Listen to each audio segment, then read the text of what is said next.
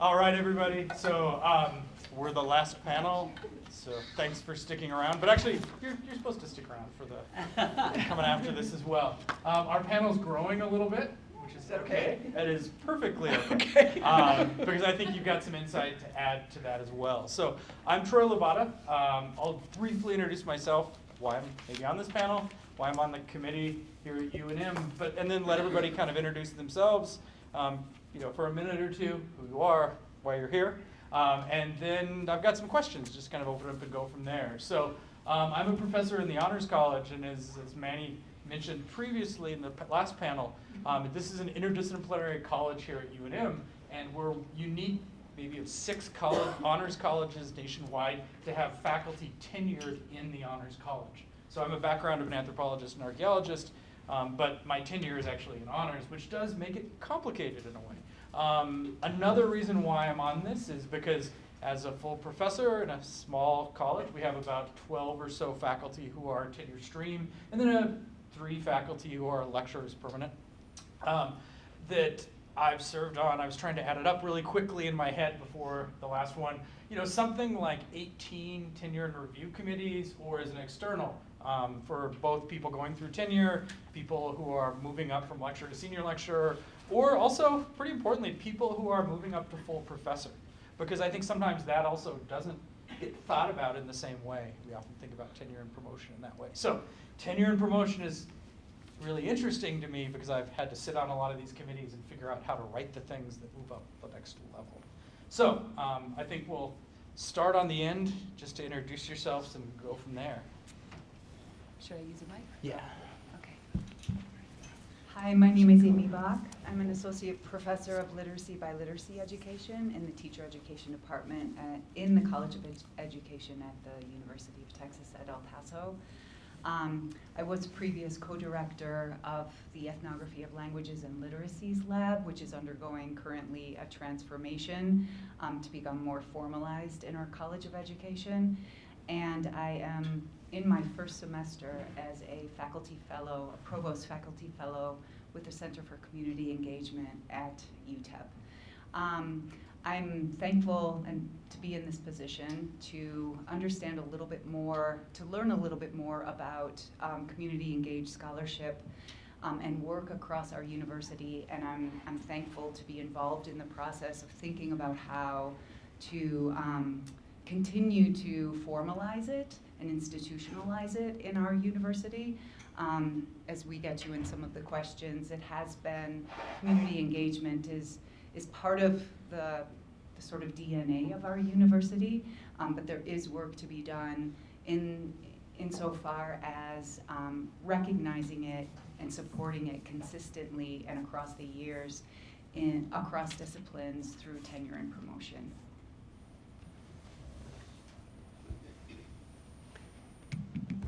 Hello, everyone. I'm Renia Ehrenfeucht, and I'm a professor in community and regional planning.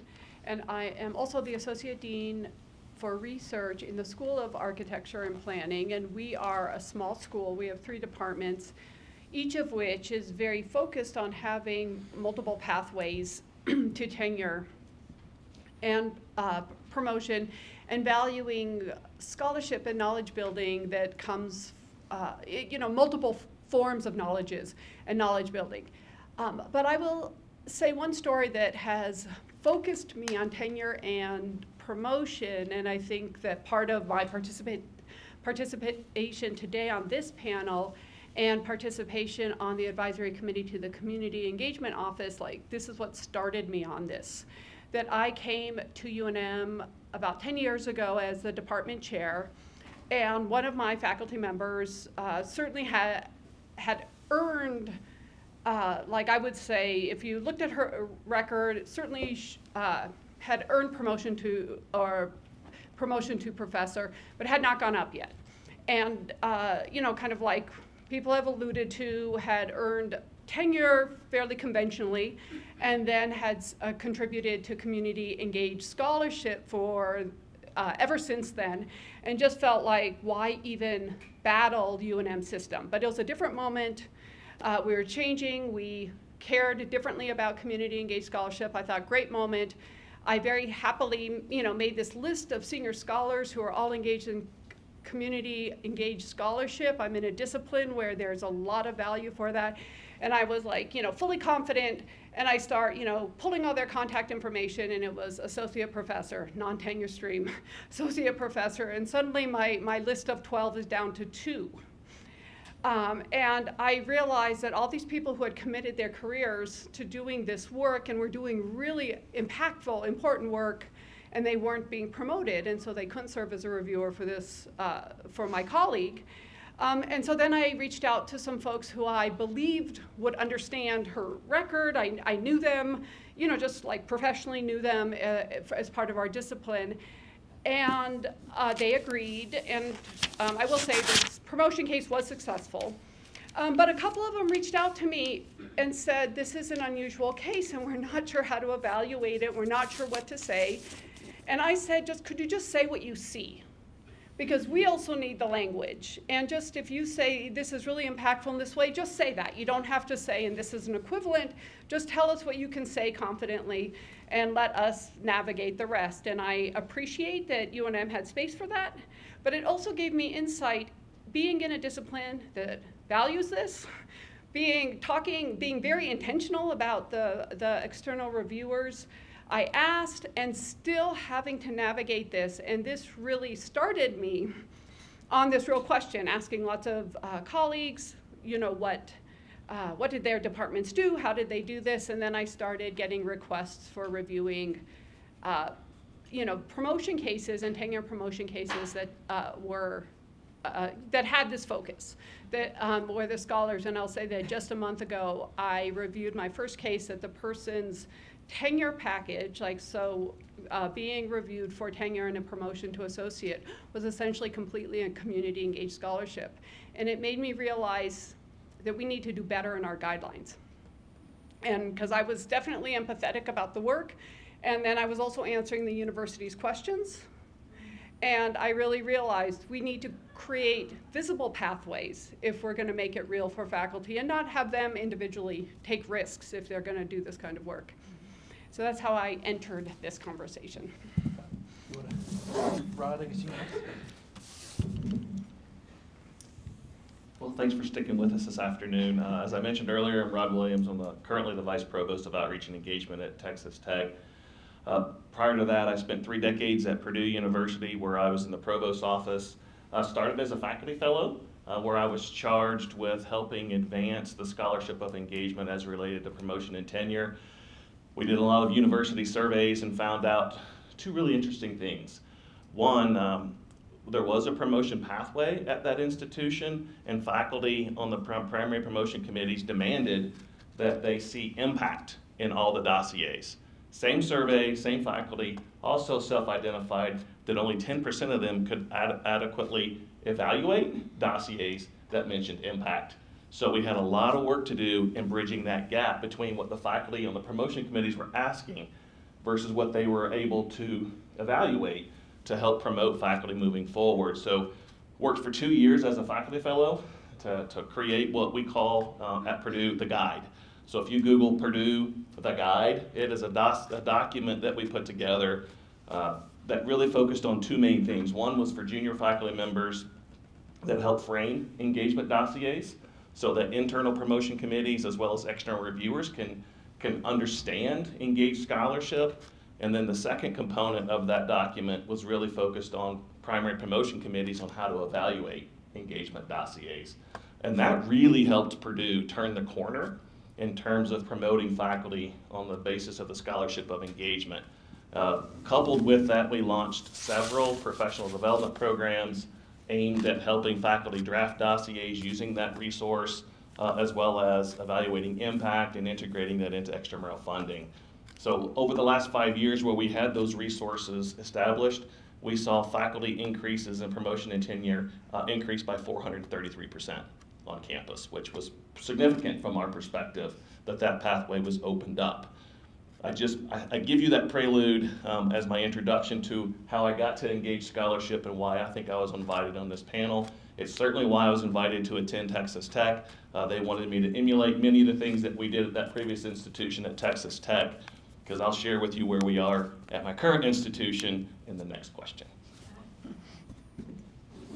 So I'm Nina Wallerstein and professor here at the University of New Mexico on the health sciences side. So I have spent many, many, many decades now as faculty in the School of Medicine.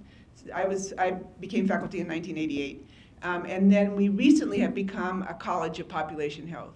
And I worked I'm also the director of a Center for Participatory Research, which does a very solid, robust set of research. And the idea of impact informed our community-engaged scholarship focus within our college. Because the National Institutes of Health, it's now probably 2 decades, changed how you apply for grants. And again, as a health sciences person, I applied for National Institutes of Health funding, where you had to have a whole section really on impact. You were evaluated on health impact. So you were evaluated on how you serve the community, not just on the methodology of your research grant. So that also informed the School of Medicine in how we developed, and I was part of that, developed a community-engaged tenure and promotion track.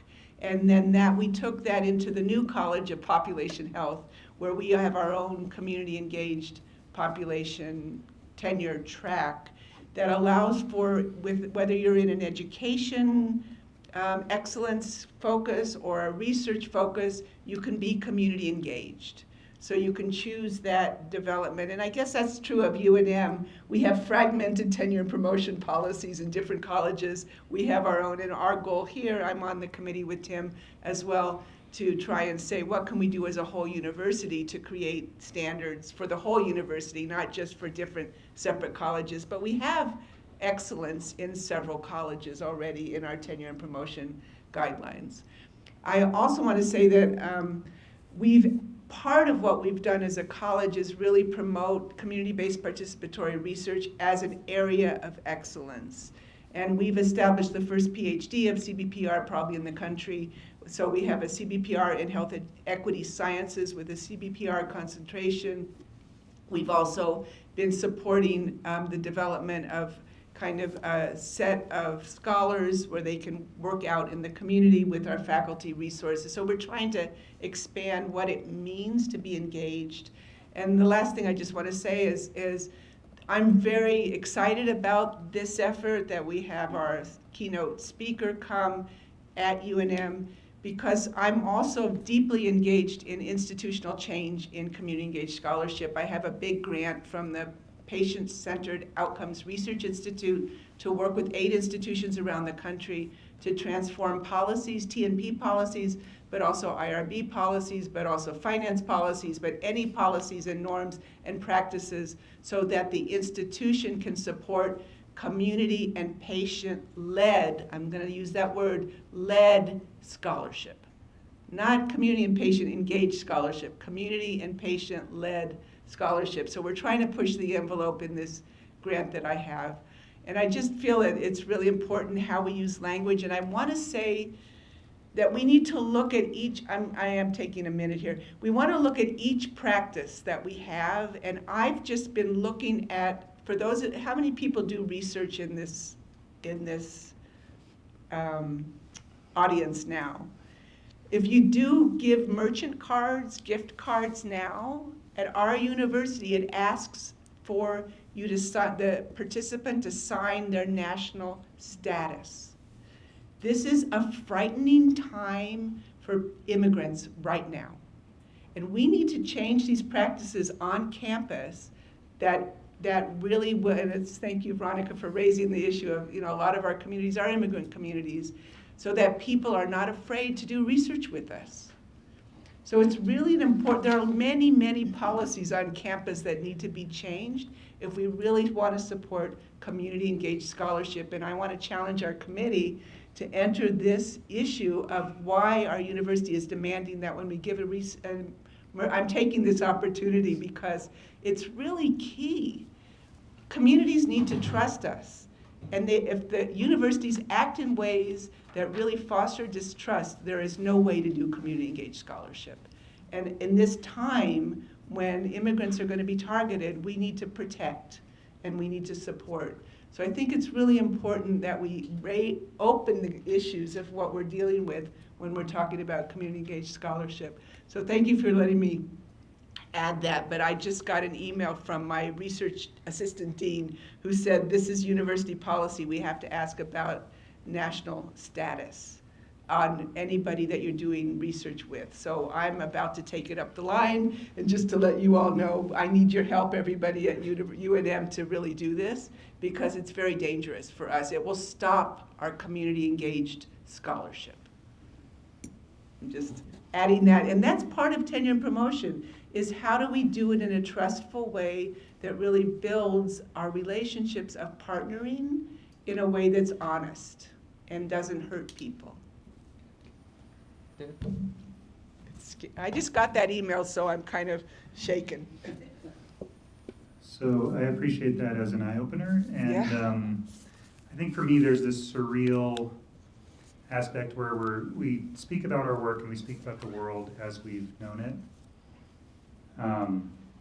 in the immediate past and the present, and we're on the cusp of a big transition where not only are immigrants being targeted, but higher education is Higher education too. in the crosshairs, and we don't quite know what that means, but it's going to be super relevant for our work. I believe our institution, University of Colorado Boulder, oh gosh, the numbers, Jeannie and Lisa might not know better than me, so I'll just say it. I think it's about $748 million in federal funded research from the last year that our institution has received. That is a huge carrot. It's also a huge stick.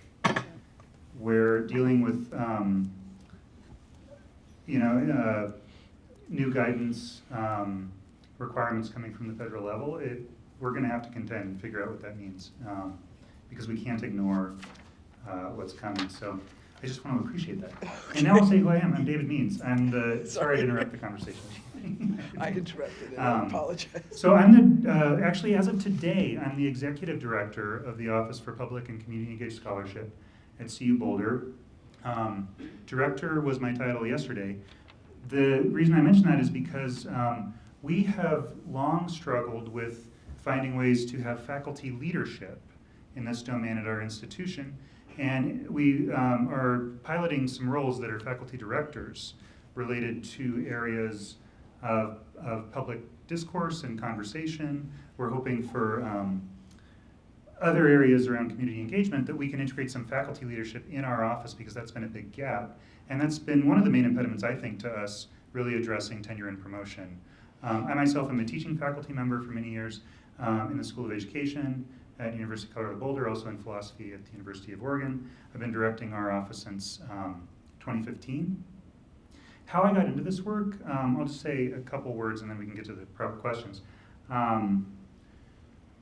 I was determined not to go to college when I was 18. I knew that that was one thing I was not going to do. I was hell-bent on it. And of course, this many years later, I have 3 advanced degrees and have been in this it's like when you're that certain of anything when you're 18, it's probably the opposite of what's going to be true for you, right? Because I say that because I think a lot of us that end up in the community engagement space actually feel like outsiders to the higher ed scene. Part of the reason we are interested in engaging with external constituencies is because we identify with those constituencies, or we aren't comfortable with the sort of cloistered separateness and aloofness that is historically part of the higher ed tradition in the United States. So I've always been interested in more community engaged work as I've worked my way through higher education, and eventually came to a realization as we've been thinking a lot and learning a lot as the academy has been diversified about epistemic justice and epistemic diversity and epistemic democracy.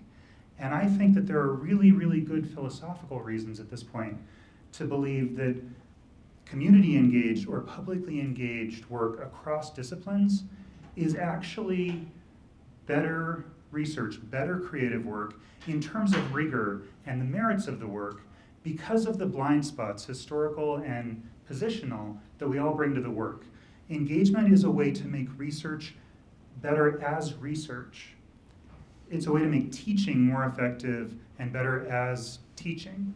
So I come at it an angle of saying the intellectual enterprise itself depends upon engagement across these kinds of boundaries that can reduce the effectiveness and the truth, right, of our work if we're cloistered and limited in our perspectives we bring to bear in the work. So it's a little bit of an inversion of the argument of like this being an add-on or additional thing. I think for higher ed to achieve its own promise and its own goals as an intellectual enterprise, community engagement is one of the ways that we increase the rigor of our work. There's epistemological reasons, there's ethical reasons, there's also political reasons.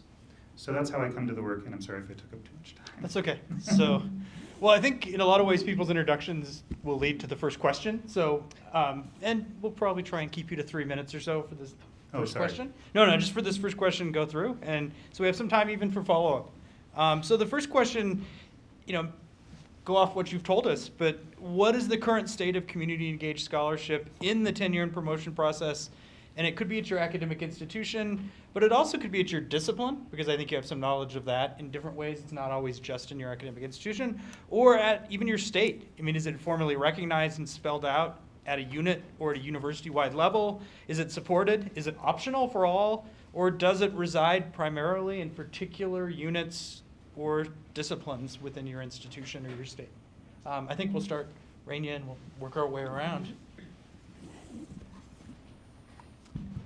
I will answer that. I mean, I think it varies by discipline, and I think it, in some ways, always will. But here is where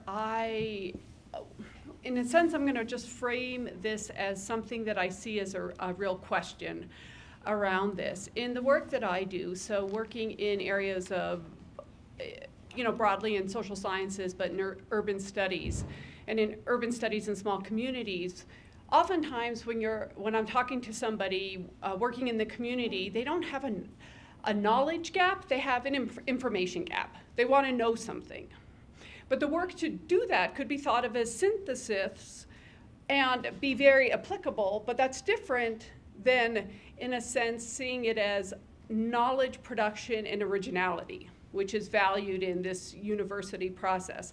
And I absolutely agree with what David was saying, is that also highlights over time the gaps in what we see, questions we ask, the world we understand, what we want, all those things, but that's not immediate. That's not the one conversation leading to a research project that faculty member can contribute to that can help them in their promotion process. It's much more iterative, it's much more long term.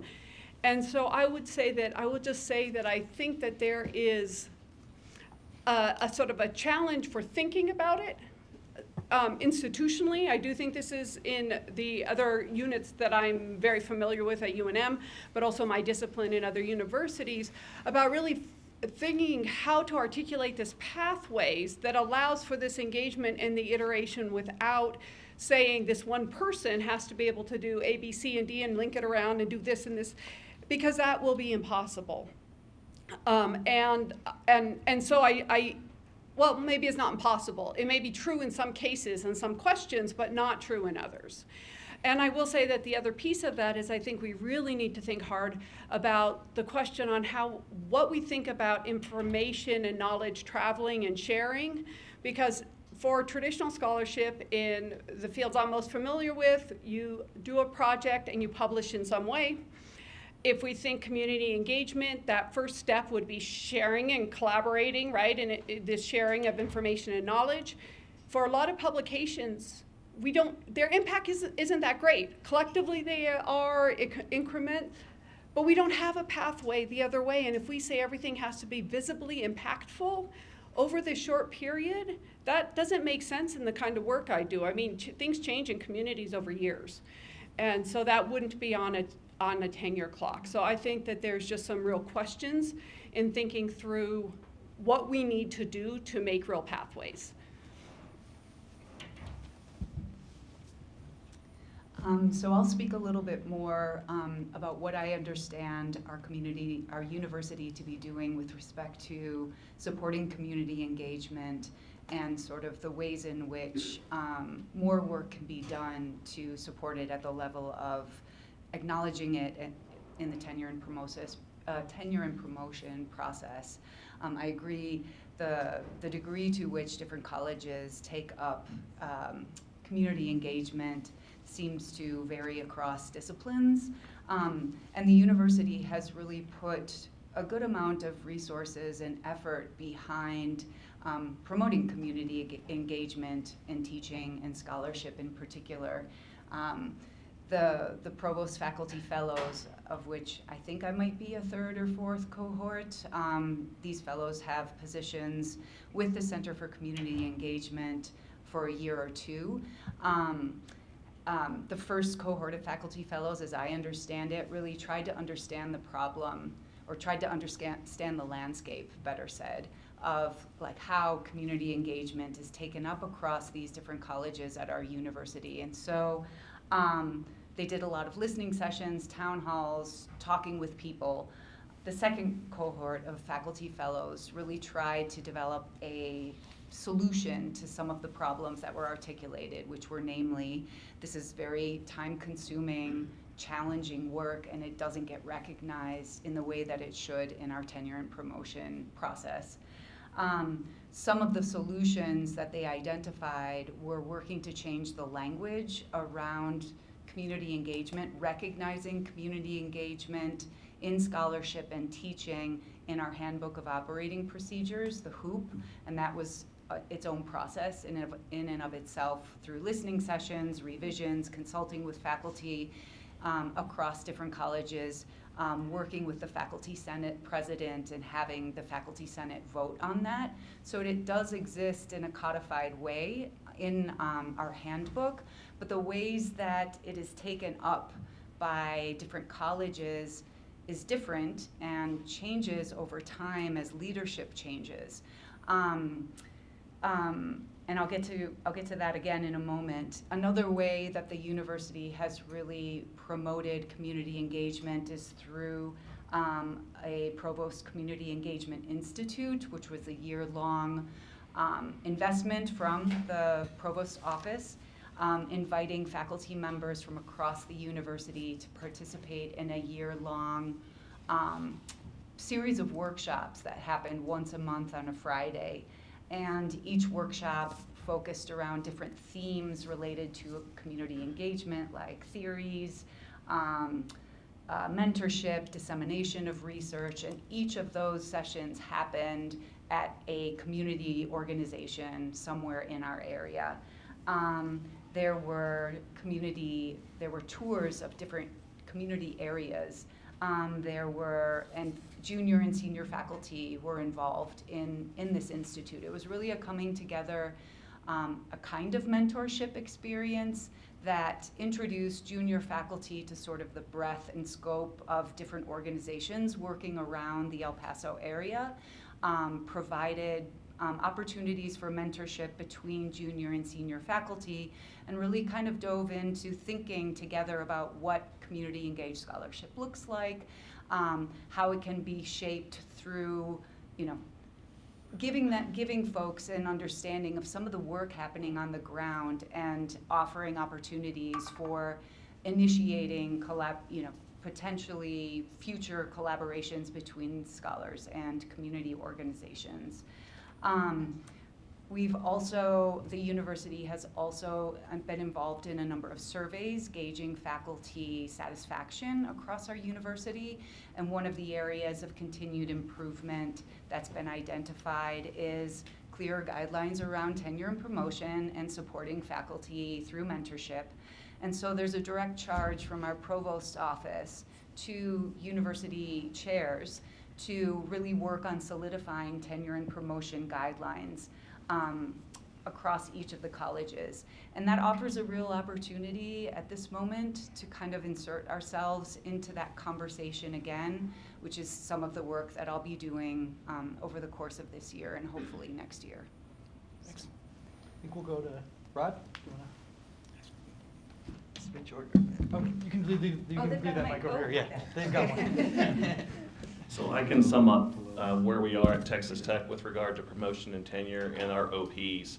Right now, we have a section on discovery, a section on teaching, and a section on service. Embedded in the section in service is one sentence that said that service can involve engagement. That's where we are. I yield back time. So I think the field of public health across the country has been very much looking at engagement, and there are many institutions, universities that have added engagement in their part of their tenure and promotion. For us, how we've done it here is we've added not just peer-reviewed articles in high-impact journals, but we've added white papers and policy briefs and evidence that a community, testimony. We've added, still the idea of having national impact is important. Still the idea is having an impact is important, but it doesn't have to be in a peer-reviewed journal for your scholarship. So it's a mix of products that also can also have a mix of reviewers. So you can have community reviewers or policy reviewers that letters can come from them for your tenure package or promotion package. So I think we're kind of trying out. We also have embedded this in a monthly report of our, quote, research accomplishments. So there's places for book chapters and grants and articles, and then there's also a place for community products. So we're trying to honor the range of possibilities of what's important in terms of accountability to our to the community. So I think we have some options that we've created that might be valuable for other places in the other departments. And we just have to share them and look at them. I know other schools of public health have begun to ask us for our tenure and promotion guidelines as well, because of having added this engagement set of other kind of opportunities. But we're not the only ones. I know early on, the University of North Carolina, in their School of Public Health, created what they called a community practice track.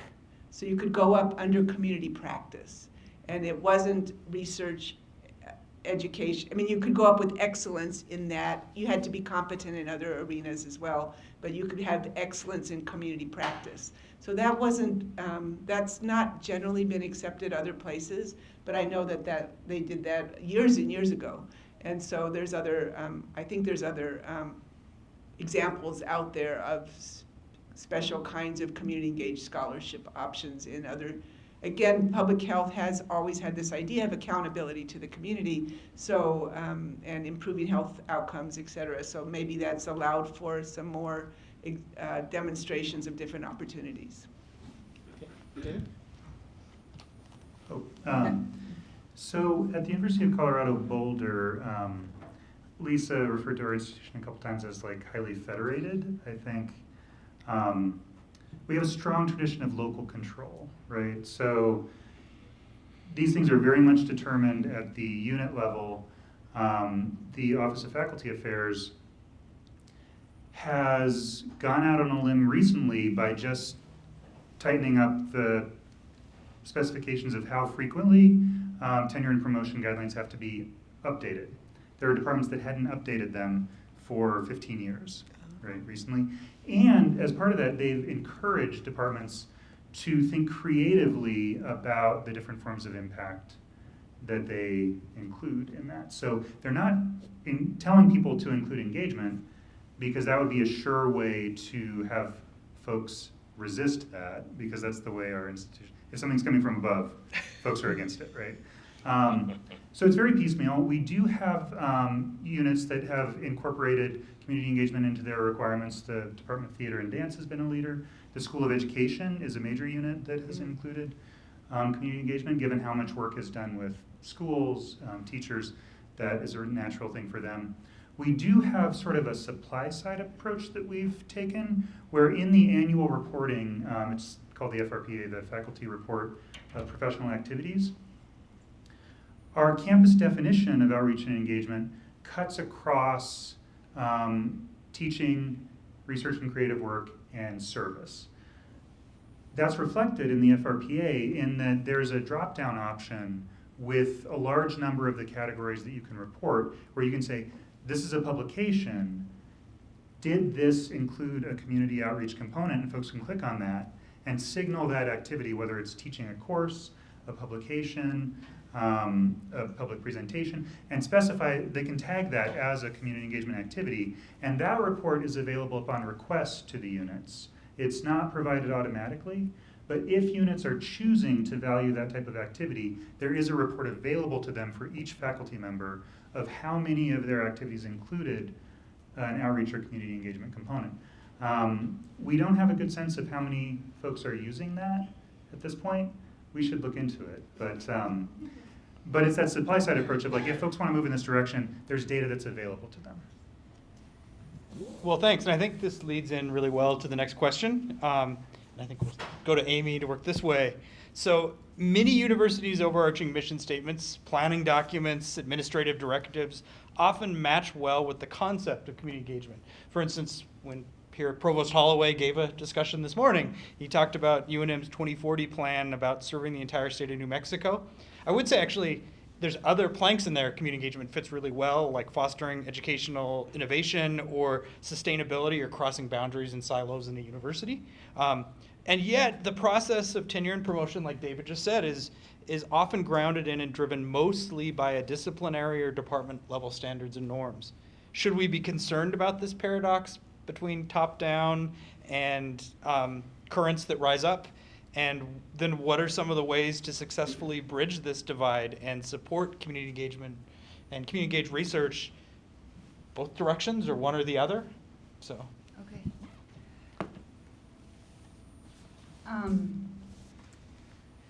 Yeah, I was thinking about how to answer this question because I'm still, it's something that I think about regularly. And maybe my answer is, maybe you can understand my answer. Well, let's see. I work at the University of Texas at El Paso in the state of Texas, and my field is education. As was recognized, like there is perhaps a deeper tradition in the field of education than in other disciplines of scholars doing work within school settings, doing community engaged work. And so in that sense, I think I am thankful for there being a bit of a kind of push and pull, and that my field and my college and department recognizes community engaged work perhaps differently than my university does. And I just gave a sort of a laundry list of ways in which the university is promoting and supporting community engaged work across all of the schools. But at the same time, there is a very strong push to produce. And it is at the level of our department and larger college that I feel that there is some affinity and understanding of the degree to, like the amount of time that it takes to produce community engaged work. That it's a long time it takes quite a long time to establish ethical partnerships that are really, that really engage the community, and that in important ways are community led and not researcher driven. There's work that's happening, there's work in the field of education, namely research practice partnership models that have a very horizontal understanding of how research in school settings needs to happen, absolutely in partnership and driven by district needs and interests and wants, and finding ways to map researcher interests and expertise, and certainly training graduate students to enter into those horizontal relationships of research that are in many ways community-led. And so while I appreciate the broader university's different initiatives to acknowledge the importance of this work, there is a tension between some of what we are being told is important, right? And I think finding ways forward, for me has happened at the level of my college, and certainly in this position as a faculty fellow, thinking about how to codify and further strengthen and recognize community engaged work.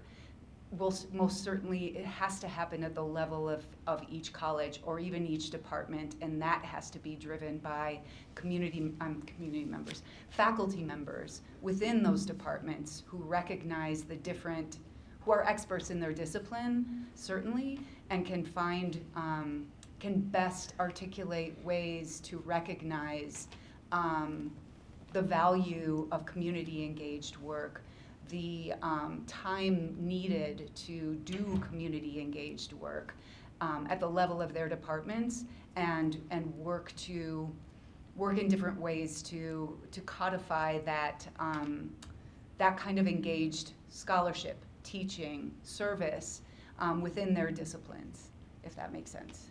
Yeah, I think it does. Okay. I mean, could I ask you a really quick Sure. follow-up question, since I'll put you on the spot? Yeah. You sort of said you're invigorated by that push-pull. And beat down. Yeah, and it's funny. So, I mean, I missed a session this morning because actually it was at a faculty meeting. We had lecturers who were going up for promotion to senior lecturers today. Mm-hmm. And on one hand, they came to me and were like, what do I need to do? Give me the list. Mm-hmm. And, I mean, they want that to be able to get promoted. And at the same time, they also don't want to be handed a list. Mm-hmm. Yeah, because, of course, the list means they have to do some things that are not on their own list. Yeah. Yeah. So that push-pull, how do you feel quickly? I mean, it's complicated, right? Is it good? Is it, do you need it, or should we try and find another model? I mean, I think, and maybe this gets at, I guess, how I've been, you know, I'm here on this panel, but I also feel very much a learner, in that I've been in this position for not very long, and I was recently, you know, promoted to the rank of associate professor 2 years ago, which is, you know, not just yesterday, but it feels very new, and I feel like I'm just kind of coming out of that process. But I think, and so I've been talking with my colleagues, like, what do I say on this panel? You know, I feel very much a learner, and so what I'm looking, I guess what I'm grounding my comments on are my experience mostly within my college. Looking up at the broader university, and newly in this position where I am being asked to engage more broadly with the university. And so if that push-pull, like all of these opportunities that UTEP is offering, I'll take that. I'll try that. Let me see what this is about. But then the ways in which our work gets recognized, that feels like the work of, that feels localized within your discipline, within your department, within your college, where you can, it feels like you can have more impact and shape it in the way that I feel like I have a stronger voice there and can speak with more authority about the ways in which different kinds of educational research all benefit our field. And this is what I bring to it. And this is what it takes to do this kind of work. And I am with a group of peers who can understand that perhaps better than if I were to speak to the provost. Even though there are all of these things that they're putting forward, there are different pressures and wants and needs that they have for us. And so I don't know if I'm answering the question. I think so, yeah, I Okay. think so. Yeah. Well, jump over to Rod,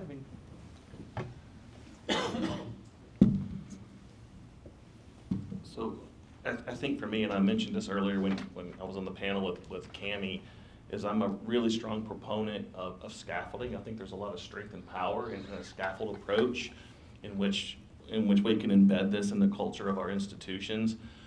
One of the approaches that we've taken at Texas Tech is, and I was really listening to what David was saying, and thinking about universities that have very strong faculty governance and pushback from anything top down. welcome to Texas. Wow. I've never seen it so dramatic as I have it in Texas. And so I'm very conscious of the fact that there's very strong faculty governance there.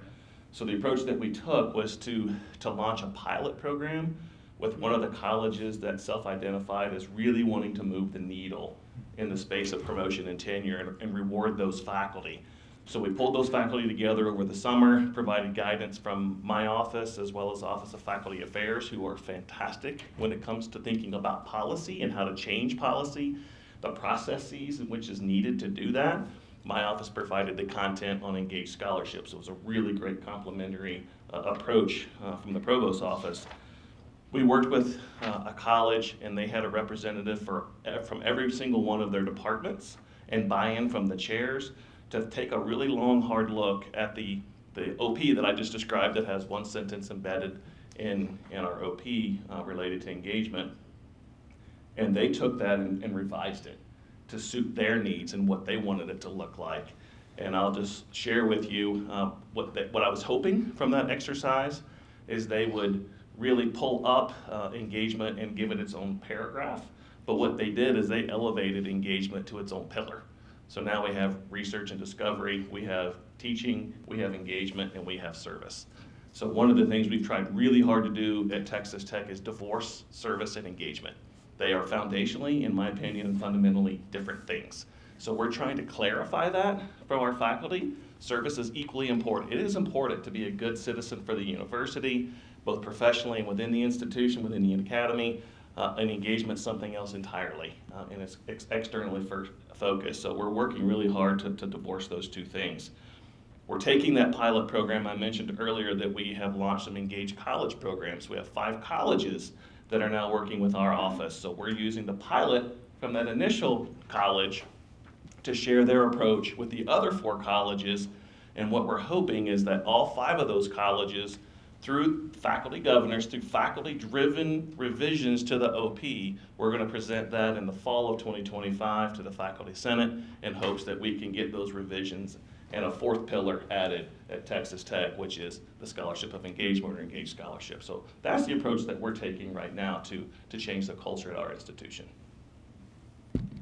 So just want to say 2 things really. On the issue of time and the challenge of the time of this, I mean, one of the areas of engagement that I consider really important and that we're looking at in our college is who's authoring the publications as well. So for example, I work a lot with indigenous communities, a lot of tribal communities. I've never written an article that is not co-authored with community partners, but that can take 2 or 3 years in front of the tribal council waiting for them to get to the business, get to that item on the agenda that doesn't get supplanted by another item. So time becomes challenging on these engagement products depending on as well. But the other issue, I'm a big proponent as well as pilot and demonstrating success. I think that's really a valuable way to think about it. And I love this idea of engaged colleges and people choosing, or even engaged efforts. We run a annual community-based participatory research week-long institute. We're on our 16th year. And it's related to, it's CBPR for health, but people come not in the health arena, but from an indigenous, decolonizing, and a critical methodologies perspective. And just demonstrating that these can exist, and people can come and can generate articles and can generate research out of it, generate mentors out of it. I mean, the whole idea is also the need to generate mentors is really important. So that's less on the policy realm like you're talking about, Rod, but it's more kind of how do we create kind of demonstrations throughout the education effort, throughout the research effort, so that it can rise to the policy level. So I really like this question and want to lean in a little bit to just the description of the disconnect between executive leadership and the faculty in terms of campus initiatives and priorities. We've got our 3rd president in a sequence, at least 2 out of the 3, it might be 3 out of 3, presidents of the CU system who don't have an advanced degree, where a bachelor's is where they finished, and they're coming from other types of activities. And they're really interested in, it's a priority to engage with folks statewide. They're very concerned with reputational issues, as they should be, and they're paying attention to those in a way that other folks throughout the institution might not be. So they're taking steps to try and increase engagement, hiring staff. There's new staff in our state who are charged with regions and promoting engagement with the 4 institutions, the 4 campuses within our system. When they hear from, say, teachers in a school that there's a certain activity that they'd like the university to address or provide, they'll come back and they might reach out directly to faculty, they might reach out to the provost. This has all happened in different orders. They reach out to everyone, and it's unclear exactly how this engagement will be supported or how it fits in with like faculty's, the demands of their work and their jobs. And the people making the asks don't necessarily understand that. So we end up in a situation where we're asking questions like, how is this going to be funded? Are you bringing money to the table to make this thing happen? We're asking the president's office this. Or, who's going to do the logistics? Who's going to set up the travel? And they're like, well, we don't know. We just want to find someone who can come and do this program in the school. So that can lead to damage to the university's reputation because you can't follow through, because the incentive structures and the workflow of faculty and the activities that are being promoted by leadership, they're not aligned, they're not overlapping enough to actually be able to carry things through. So it's really interesting to think about the question of how to bridge the kind of, I think what our office does to some extent is to mediate between those two worlds. And I think to try and help executive leadership understand the incentive structures that faculty are working within, and trying to help faculty members understand their interest in these larger issues in ways that it can advance their own work. But oftentimes those are 2 different languages, 2 different worlds, and they don't intersect enough, and so it leads to a lot of dysfunction in my experience. I don't know if that resonates with others, but I think we've got a big disconnect between executive leadership and the faculties. So you mentioned you're a mediator as an office. I mean, have you ever actually formally tried mediation tools like Ombudsman or something to get people to work through it? Jeannie asks really good questions in meetings with her that gets people to think about the right types of issues. No, we mostly run around and try and bridge these disconnects and do translation work of our own, and to manage expectations, as Jeannie mentioned in her presentation, managing expectations on both sides. But the timelines are just so different, and the period of time in socializing something, we're creating the types of incentives. If you need folks to have time, like to figure out a course replacement, and how do we recruit for that, and how do we fund that? Like, it just, oftentimes the time frame expands. And non-faculty folks often become very frustrated with that. So that doesn't really answer your question. We haven't, and maybe we should. Although I like the word translating. I think that's so. I will just add a couple things that I think is, one is I really do think it's important to remember that a lot of the questions, particularly around scholarship, come from the faculty and disciplines. And I think that we have to retain that. I think it's actually more important now than ever, at a time when some boards of regents are trying to weigh in on the kinds of questions faculty can ask. States have very different politics, that these are really questions, like that is the domain of the faculty and should be, which is not all forms of engagement, but I do think engaged scholarship needs to be, but I do like the idea of, when we think of what's happening, if we say, when we look at something at the level of a strategic plan, I always think it's easy to agree. Prosperity for everyone, you're like, yes. And where we disagree is on very specific actions.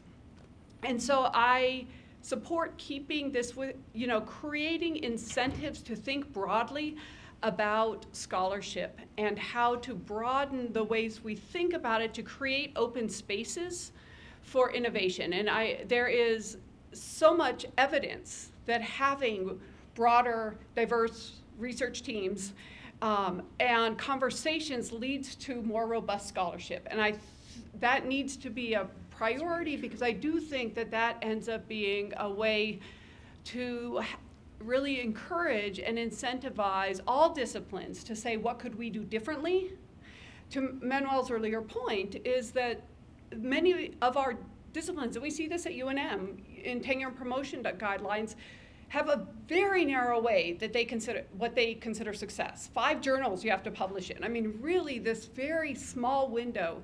And we should challenge that, but the challenge needs to be about how to really create this space for innovation, for different voices around that. Some of that will be engagement. Some of it will maybe be engagement like partnerships with, you know, the national labs, which I always feel like is a different form of engagement than like the work we do in my discipline. So, you know, like multiple ways of engagement for different outcomes and so on. So I like the idea of incentives. I love the idea of university scaffolding opportunities to really broaden scholarship, but I feel very strongly that we need to continue to recognize that thinking about scholarship and in many ways teaching and how we teach the content in our disciplines and so on, you know, remain the purview of the faculty. All right, thanks. So this next question is going to build off what we've already said, I think, in a lot of ways, because I think these ideas start melding. So community engaged work often defies those typical academic silos, and we've already talked about them, you know, teaching, scholarship, service that happen in many tenure and promotion processes. And like Rod mentioned, it gets under scholarship in one part of a sentence in some ways. And in fact, actually, even our provost here at UNM, in his talk this morning, put it under scholarship. And I'm not sure he entirely knew he put it under scholarship in some ways.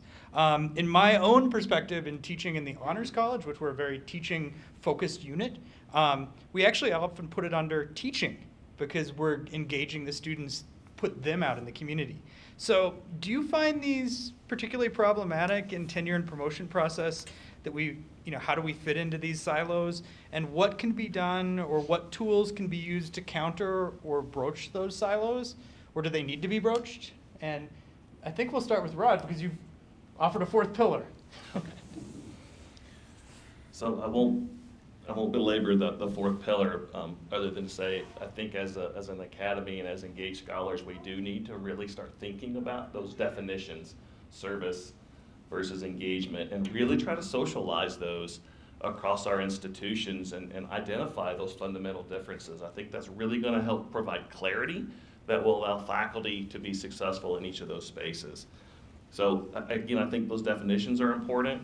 The other set of terms that we haven't talked about today that we've really been trying to socialize at Texas Tech is this notion of scholarly impact and societal impact. Again, to me, those are fundamentally different things. Both are very important to scholars, but we need to differentiate that the scholarly impact, when I poll faculty across the board in what is impact, it's the quality of the journal, the citation indices, the impact factor, how many times have you been cited, that is important, right? And that is one metric by which we can evaluate faculty success, but it's not at the expense of societal impact, which is what we've been talking about. So that's another thing I think we need to socialize. And the last thing I'll share that we're really trying to do at my institution is put language in the OP, and this actually arose organically from that pilot program that I talked about. I was really excited that it originated this way, was this notion of integration, that you can have community engaged learning that leads to scholarship, so it can lead to peer review publications, so it can actually live either in discovery, it can live under engagement, the new 4th pillar, or it can live under the teaching. And we're just trying to socialize this notion of just explain that in your dossier, that you might have a disproportionate number of publications in one section or another, but it's inextricably linked to activities and promote this interconnected, this integrated approach to scholarship, both from a societal impact as well as our scholarly impact. And that's a bit of a heavy lift, and that's a little bit of a different way of thinking for faculty at Texas Tech. But through those pilot programs, through those engaged colleges, the language is already changing. They're already socializing that language, so I'm hopeful that, again, through this organic and faculty-driven approach, that socialization will occur much faster than if it's just coming from one department, one unit on campus, and that's out of the Provost's office. So I've been working for a couple years with Morehouse School of Medicine, which is an HBCU, and they established a fourth pillar as well. They established a fourth pillar of engagement, and they not only established it, they've created dashboards for each of their departments, so that when you do annual reports, you have to give your kind of accomplishments in each of the 4 pillars that they have, which I found, I mean, it mirrors exactly what you're talking about, but they were trying also to value it by creating accountability metrics, or at least reporting responsibilities of departments on each of, scholarship, education, service, and engagement for equity in particular. But it was also this 4th pillar that they kind of infused to their strategic planning. So it's kind of exciting to hear yours and to see what I've been working with my colleagues at Morehouse. I'll try and be brief because I've been talking too much. But now the 4th pillar approach, calling out engagement, like I think in Ernest Boyer's article that was published posthumously, a lot of people have read the scholarship of engagement. It was never clear to me how that fit in with the 4 types of scholarship he had proposed previously, which included application, integration, like this cross-cutting dimension. The choice we've made at our institution of, for example, in the faculty reporting, of having this as a dimension that can be reported across the teaching, research, creative work, and service categories, is a choice thinking that calling it out as a separate thing actually could have, of like sort of ghettoizing it in its own like sort of corner, as opposed to saying high quality research often includes community engagement for good research-based, rationale. So I think for us, the philosophy of looking at it as a cross-cutting approach and dimension, when I've done this talk for graduate students sometimes about professional identity as an engaged scholar, and it's called 3 birds, 1 scone. You can feed 3 birds with 1 scone. Public engagement, because it addresses research and teaching and service, and it can enhance all of them through a single activity, right? Like there's ways in which it impacts all of your work. So that's our approach, as an attempt to sort of integrate it across. They're both valuable. When I interpreted this question a little bit differently when I read it, we often bemoan the silos in academia, and we think of disciplinarity as sort of an unfortunate impediment to this work, to the point that was made earlier. I've always been of the mind that I think in order to have positive engagement across disciplines, you need strong disciplines, strong self-aware disciplines in the first place. I think disciplinarity and self-awareness about disciplinary traditions makes people good partners in interdisciplinary work in terms of they're aware of what they're bringing to the table, right, as well as what their own limitations might be. So I offer that in that I think there are some ways in which silos and boundaries in which traditions and that memory that was talked about earlier, that's actually supported by disciplinarity, and so maybe these things aren't as much in tension as they can be understood as complementary. That strong disciplinarity can facilitate powerful interdisciplinarity of the kind we have in engagement.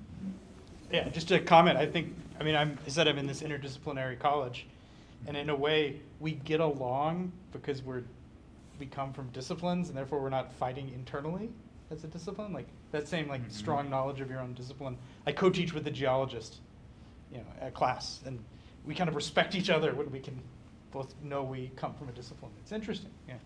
So, Renia, turn it over to you. I would say that I really like the idea of recognizing, if we think of it as being engagement as this, kind of part of all these things that we do, in a sense, something that could be part of all of it, and recognizing what it takes to do it. Because being in a field that people use very different methods, you can explain that if you're doing an ethnography and you're spending, 5 or 6 years on, working on this one project with these relationships in this place, and so on, and you have a book project that comes out of it, that is 5 years worth of work, and that can be respected, which is very different than for some people who are using administrative data, and they're analyzing it, and they're asking different questions.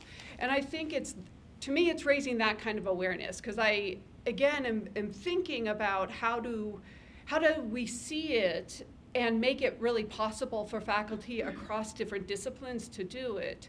And so that we recognize that some of these practices take longer or take different form or lead to different kinds of outcomes and impacts, and we can explain that in different ways, document it in different ways.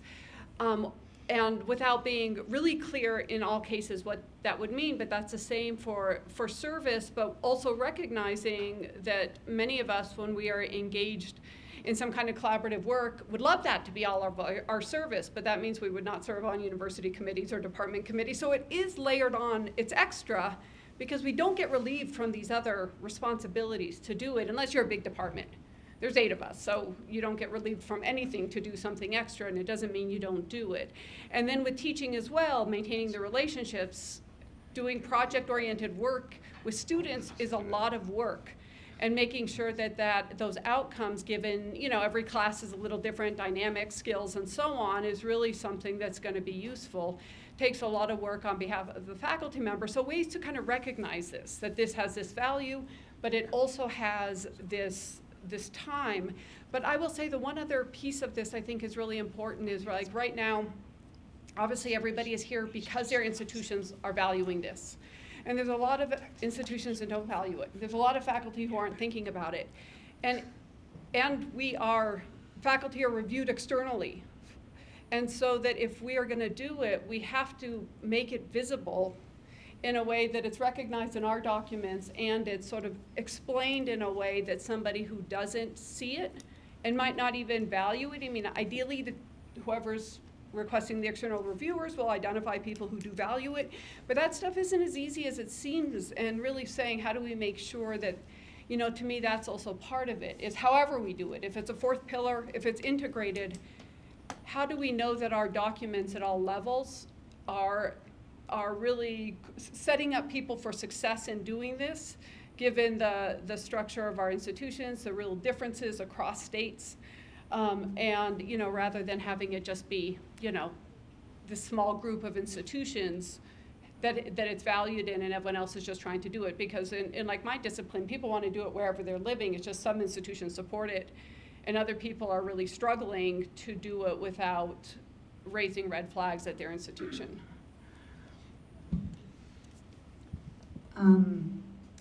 So some of the things, I guess I came to this question thinking about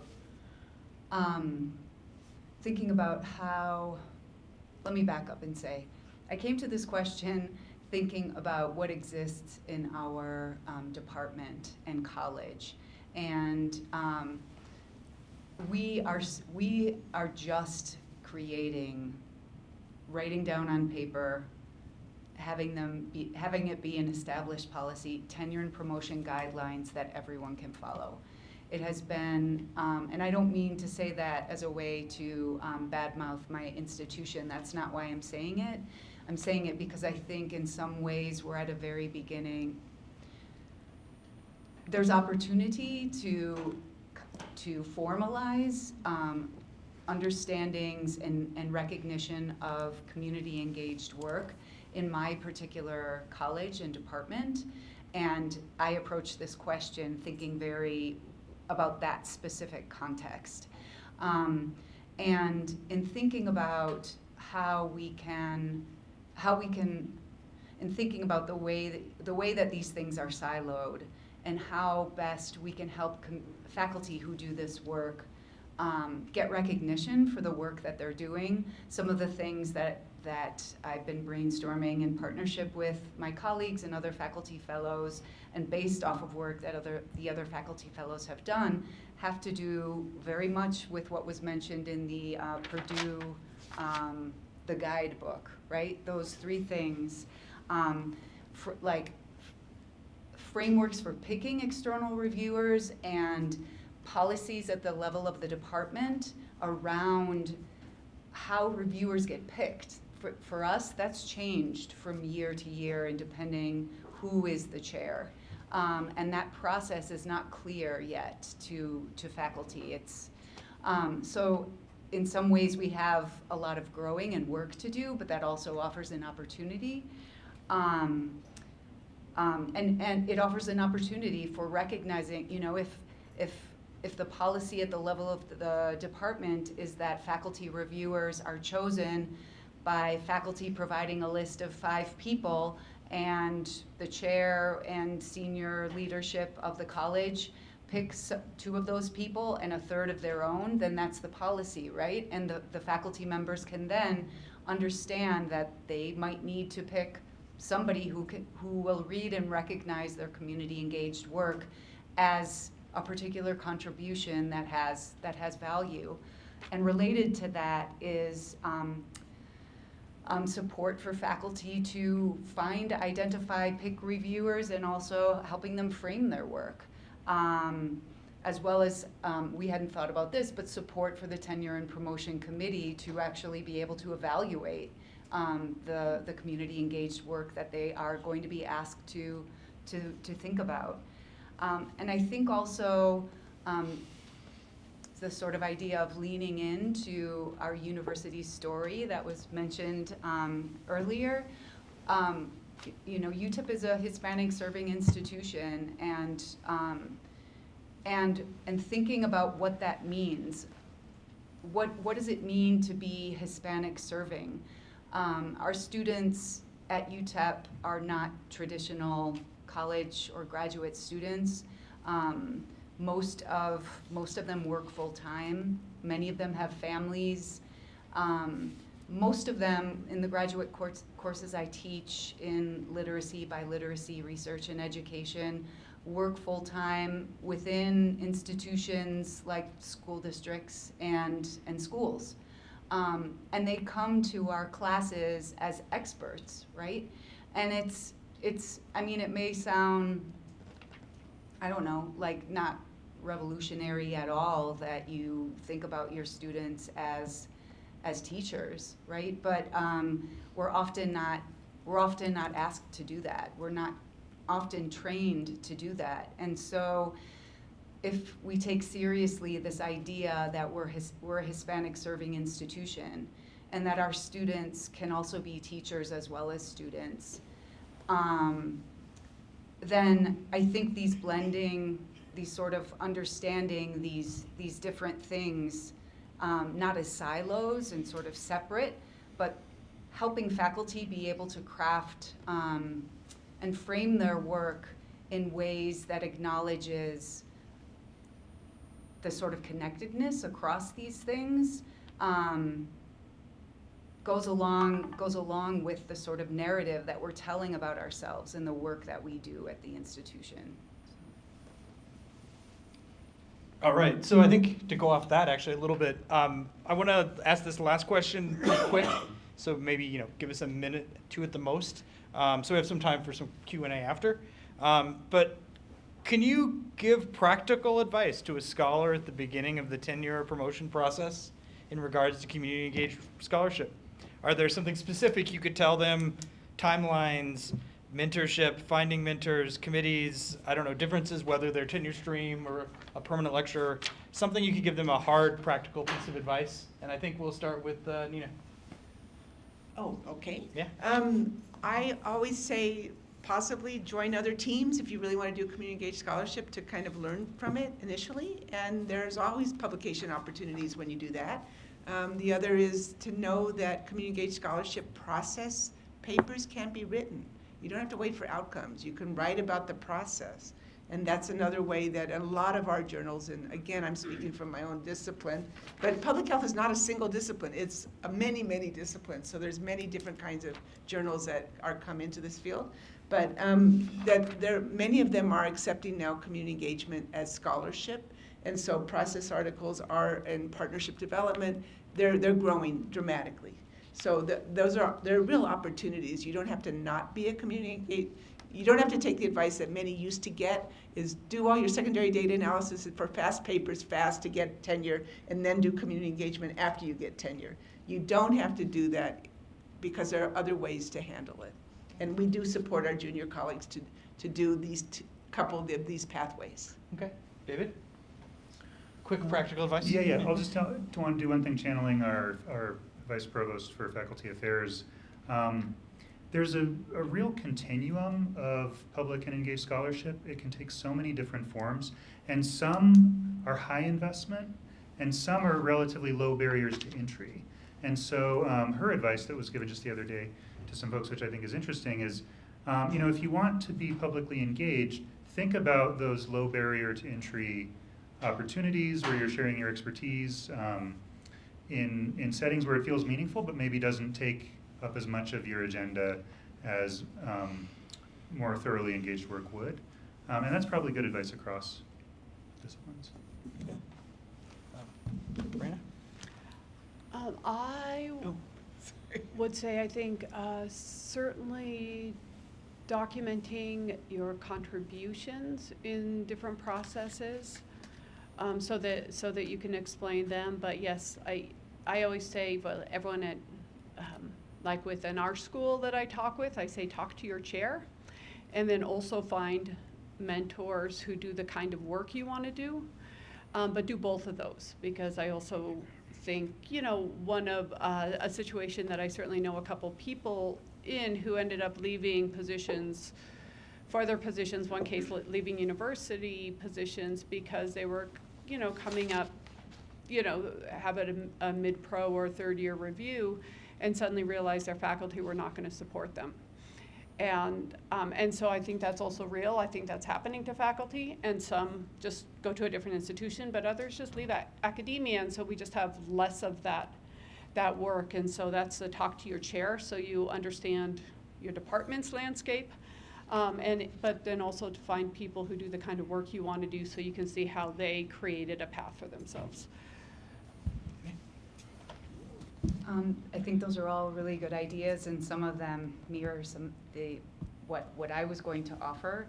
I think that there are also opportunities to support the continued development of community engaged work and recognition and value of it at the institution, that might not require it, either in addition to some of these suggestions that were offered, that might not require as much of a time commitment.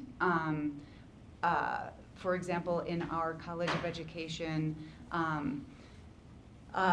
there was an attempt by our Associate Dean to kind of find a way to, this is, I think, his response to pressures from higher level administration, to find, to make a vetted journal list of those journals that would count towards publications in those journals. Those would count towards tenure and promotion. Those would count towards annual review. And there was very hard pushback against it. And what happened in response was a College of Education committee spearheaded by him, whereby there would be a vetted journalist committee that would continue to the vetted journalist from his initial draft, did not include any practitioner-oriented journals, journals that were focused on community-engaged scholarship. And I think it was an honest error on his part, simply looking across, having very broad brushstrokes around areas of scholarship that people in our college did. And with some conversation with him, there was pushback, and there was the creation of this committee. And this committee is really, I think, an important part of continuing to shape and help elevate the work being done that is published in open access journals, in journals focused on communicating research to practitioners, and community engaged scholar journals more broadly. And I think if one is feeling as though they have not very much time to dedicate to this work at this moment, there are ways to be involved in, for example, committee work or other initiatives that can continue to move the value of this kind of work forward. Last word, you, Rod? Yeah, real quickly, this is a derivative of what I think I heard, is to discuss what your primary promotion committee values, so that you can be strategic and prioritize the work that you do and how you frame it in your dossier based on the value that your primary promotion committee articulates to you. I think you should also socialize your societal impact. So faculty should know your societal impact identity long before they see your dossier for the first time, right? So make sure that they know who you are and what you stand for in terms of your approach to engaged scholarship. I really like what you said about process papers. I had not framed it that way, but I'm going to steal it because it's really good. But what I do share with them are the tools to do those process papers. And one of the great tools is the Wilder Collaboratory Factors Index, which actually measures the strengths and weaknesses of partners. You can publish that as part of a process paper. And then last, is I encourage faculty to integrate engaged scholarship across mission areas. We're all tapped and pulled in lots of different directions, so if there's a way we can be strategic and integrate the work that we do in meaningful ways and impactful ways, they won't feel like they're being pulled in 4 to 6 different directions. Those are some of the advice I would give. Thanks. Yeah. And I think we have time, maybe 1 or 2 questions. Anybody out there? Or on here, if you want to ask some questions of each other. I actually have a Yeah. question. So it's probably to our visitors, because I think how do you deal with institutional resistance in terms of community engagement? So what I see a lot is in particular disciplines that don't really understand community engagement. Like, how do you deal with that in terms of moving this needle forward? I think it's interesting that you can create a 4th pillar at an institution that quickly. For us, it feels like an arduous kind of process to be able to get that. We have people in the STEM fields that are maybe not as well versed, and maybe it's about communication. But how do you deal with institutional resistance? I would just say patience. You probably have some practical patience. The idea that you don't end up winning the argument, it's just that your opponents die off or age out. There's a real generational divide in this. We actually commissioned a study that was published way back in 2013 of P&T across our institution. And I was really struck the surveys of folks on 15 different review committees for tenure and promotion dossiers. Said that they thought outreach and engagement based on the campus definition was valued just the right amount in all of these processes. All of the scholars doing community engaged work who were coming up all said they felt like it was undervalued in those things. So the difference in perception across the people making the judgment versus the people coming up under scrutiny, I think that generational divide is still there. I also think as the academy moves from being less dominated by white academics and moves into more scholars of color, there is more connection to communities and engagement, and the younger scholars coming in are promoting their community engagement scholarship because of their commitment to communities. And I think that that's also a hopeful generational change that we need to see. Any other questions out there? I'm just going to share so I'm going to, the antithesis of what David said in terms of patience, I go with veracity, tenacity, and over-communicating over and over and over. And that served us well to socialize that to some degree. Yeah, it's both. You're going to have to come to Boulder. Maybe 1 more question, yeah, back there. Yeah, so, mentioned about Hispanic serving institutions. The definition for that is look at our students, but also look at the faculty. So it requires 25% of the student population being, Hispanic, but it doesn't ask for, same percentage of faculty that are represented either as Hispanics in order to be a Hispanic serving institution.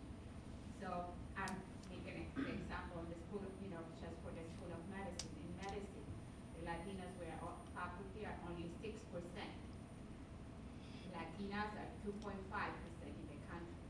So tenure and promotion has a lot to do with also in how we can increase and representation of faculty in our universities. So language again is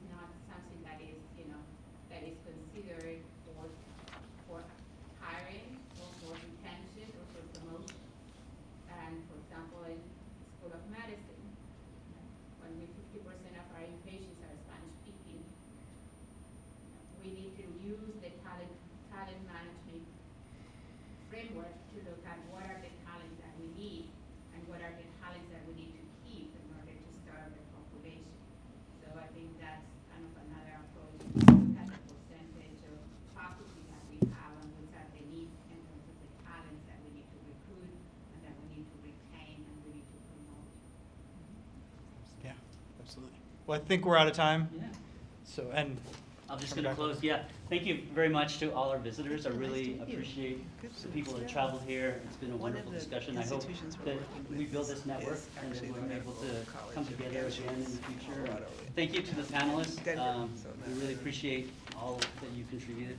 And if anybody wants to join us, we'll be down in the tap room and for a beer or wine. And you're welcome to join us. It's been a long day, but thank you so much. No, but I can't.